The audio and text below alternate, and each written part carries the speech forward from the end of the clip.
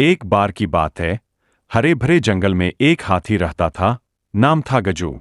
गजू बहुत ताकतवर था, लेकिन थोड़ा धीमा और गंभीर स्वभाव का था।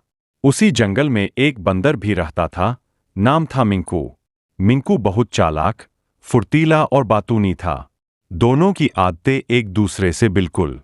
एक दिन मिंकू ने कहा, गजू भाई, तुम हर वक्त इतने धीरे धीरे चलते हो, कभी कुछ नया करने का मन नहीं करता क्या?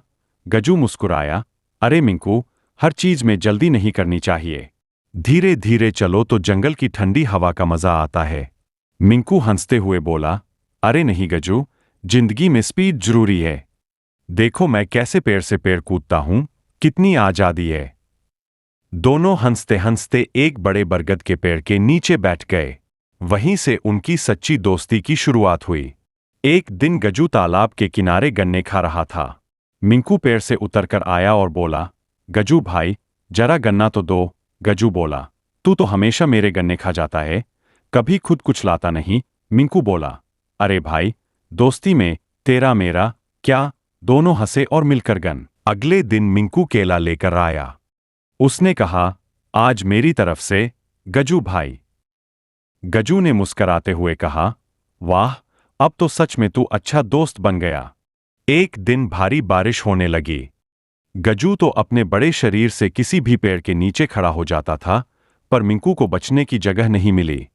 वह ठंड से कांपने लगा। गजू ने देखा और तुरंत अपनी बड़ी सूंड से पत्तों का छाता बनाकर कहा, आ मिंकू, मेरे नीचे खड़ा हो जा।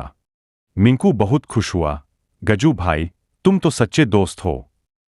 उस दिन से मिंकू ने तय कर लिया कि वो हमेशा गजू के साथ रहेगा।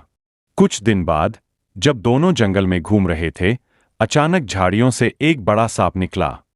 वह सीधे मिंकू की ओर बढ़ा।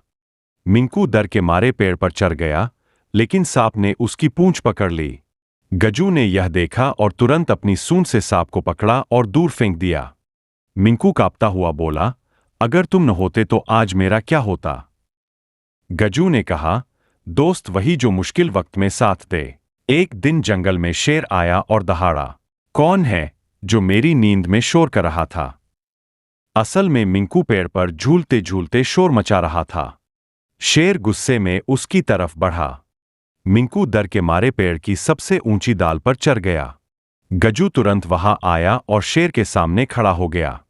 राजा शेर, मिंकू ने गलती से शोर किया था, माफ कर दो। शेर ने कहा, गजू, तेरे लिए छोड़ रहा हूं इसे, वरना इसे सबक सिखा देता।